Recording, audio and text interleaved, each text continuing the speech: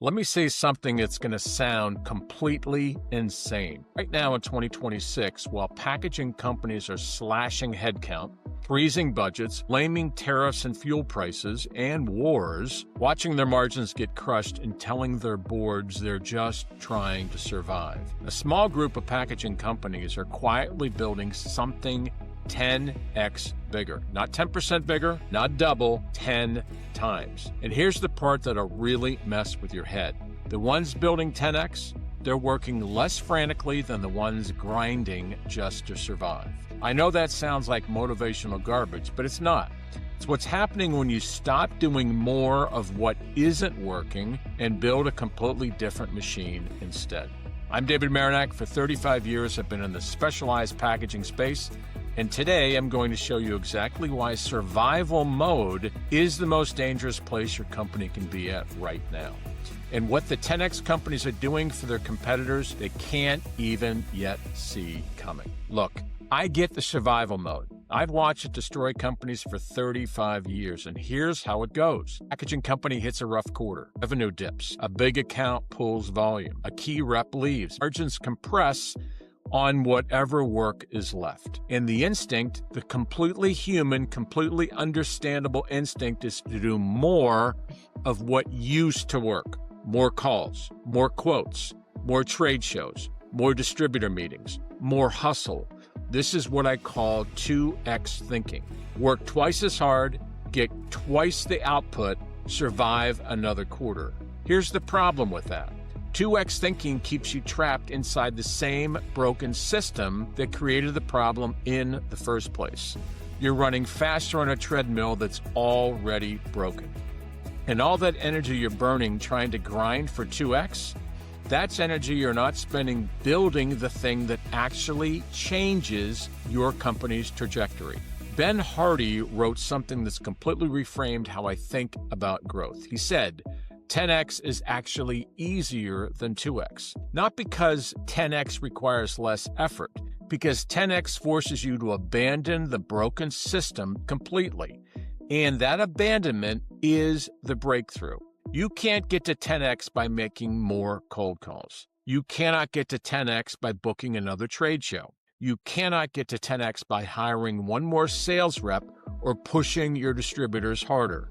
10x requires a fundamentally different question. Not how do we sell more packaging, but who needs exactly what we make, and how do we make sure they find us first before our competitors even know their buyer is looking. That question leads somewhere completely different. And in the packaging world right now, the companies asking it are building advantages their competitors literally cannot see coming. Let me show you what 10x thinking looks like in 3 completely different packaging situations. No company names, just the situation, because every one of these is happening right now. Story number 1, a small manufacturer up against the giants. Picture a specialized film manufacturer. Not a giant, not a household name, a focused operator with a specific product that's genuinely better than what the market leader has to offer. Stronger, more cost-efficient, better performing under specific questions. The problem? The giants have 50 sales reps for every one the company has. National distribution, brand recognition, relationships built over 20 years. 2x thinking says, hire more reps. Let's call more accounts, find better distributors, compete harder. The math on that is absolutely brutal. You cannot out-rep the giant. You can outspend them. You can out-hustle an organization 10 times your size running the same playbook. 10x thinking asks something completely different.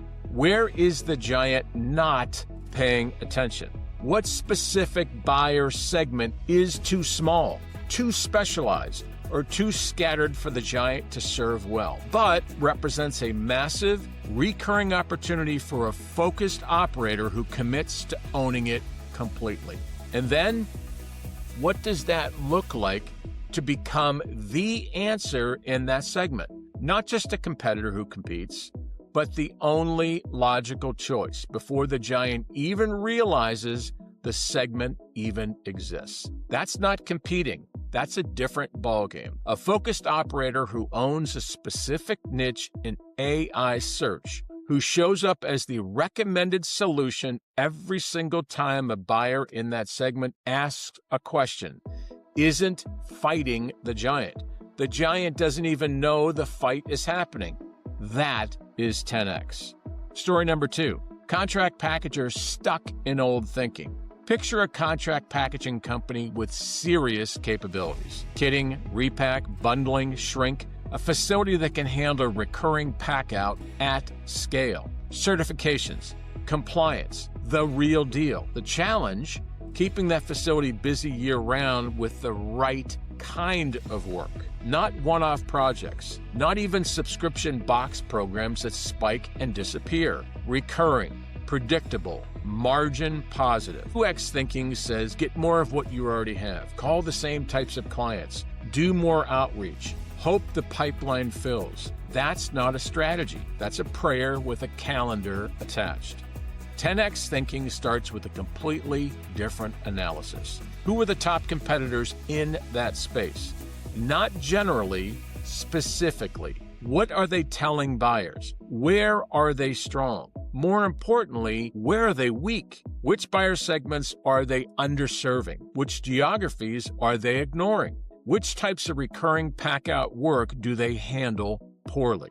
That analysis, done with precision and intelligence, reveals a map of exactly where to strike, which buyers to reach first, which conversations to start before a competitor is even in the room, and then a system that reaches those buyers with relevant, specific, educational content before the RFQ even exists, before the buyer has issued a formal search, before the competitor knows the account is even available.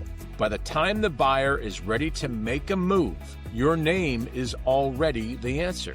That's not incremental growth. That's building a recurring revenue base that compounds, while competitors are cold calling their way through the same tired list. That is 10x. Story number 3, the packaging distributor who knew something had to change. Picture an independent packaging distributor watching the gorillas get bigger every single year. Tricor Braun, Veritiv, Berlin Packaging, consolidating, acquiring, squeezing margins from both ends. The distributor is good at what they do. Strong relationships, reliable service, solid supplier network. But they've been feeding the squeeze, or feeling the squeeze, I should say.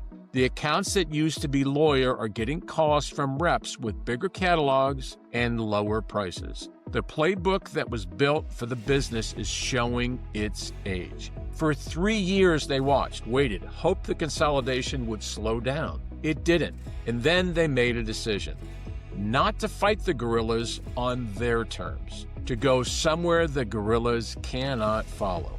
They picked a niche, a specific buyer segment where their knowledge ran deep, their supplier relationships were strong, and the problem they could solve was urgent enough that buyers would pay a premium for the right answer. Not a broad category, a specific, defensible, ownable niche. And then they built a system around it. A system that identified every company in America with that specific need. They mapped the decision makers, not purchasing coordinators, the people who actually felt the pain of the problem. That reached those buyers with intelligence and education before any competitor thought to look there, and position that distributor as the expert. Not a vendor, not a supplier. The only logical call when a buyer in that segment needed help. 2X thinking was fighting the gorillas on price and breadth. 10X thinking was becoming the undisputed authority in a space the gorillas treat as an afterthought. The gorilla can't follow them there. Their size is a liability in a niche that requires depth, speed, and specialization. That is 10X. 3 completely different packaging situations: manufacturer, contract packager, and a distributor. Different products, different markets, different competitive pressures. One outcome, and one shared decision that made it possible. They all stopped asking, how do we sell more?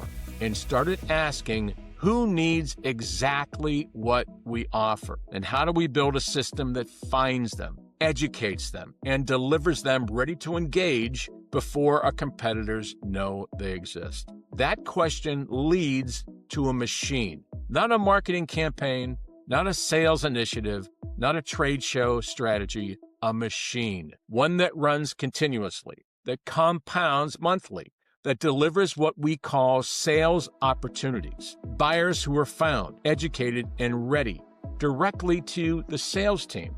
The rep's job becomes closing, not prospecting, not hunting, not cold calling, not grinding through a list that hasn't been worked in 3 years. Closing. Here's the thing about AI search that most packaging companies haven't fully reckoned with yet.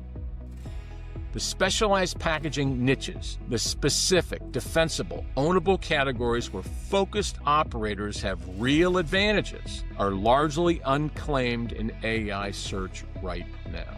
When a buyer types a specialized packaging query in ChatGPT or Perplexity tonight, in most niches, there is no definitive answer yet.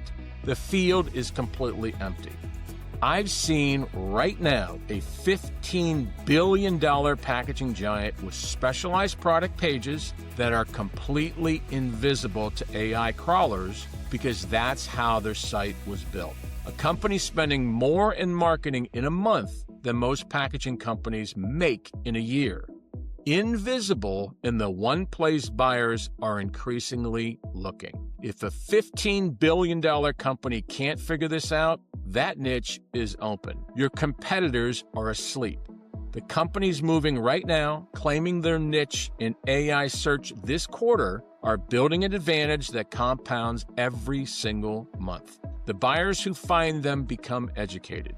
The educated buyers become trusting. The trusting buyers become customers. The customers become recurring revenue. And the competitor who waits 6 months to start, they spend the next 3 years wondering why a company they've never heard of keeps showing up in deals they should have won. Ben Hardy's insight is deceptively simple. 10X is not about working harder than everybody else. It's about working inside a completely different system than everybody else. The packaging company that goes 10X in 2026 is not the one with the most reps making the most calls. It's the one that built the machine first, the one that asked the right questions, the one that claimed the niche first, the one whose name is already the AI search answer before their competitor realizes the question was even asked. Right now, in packaging, the 10X window is closing. The survival crowd is busy surviving. The 2X crowd is busy grinding. The field is empty. And a machine that finds, educates, and delivers ready buyers to your sales team, a machine that runs a complete extension of your sales operation, not a marketing project, is available right now to packaging manufacturers, contract packagers, and distributors who are ready to stop asking how to sell more and start asking something much more powerful. Who needs exactly what we make or exactly what we can provide? Where are they? How do we find them? If this landed, drop a comment below or connect with me directly. I work with packaging manufacturers, contract packagers, and distributors who are done surviving and are ready to build something 10X. The machine is already built. The niche is already waiting. The only question is whether you're the one who claims it or the one who watches a competitor do it 6 months from now. I hope you liked the video. Please like it, please subscribe, and share it with anybody you feel this will help. Thanks.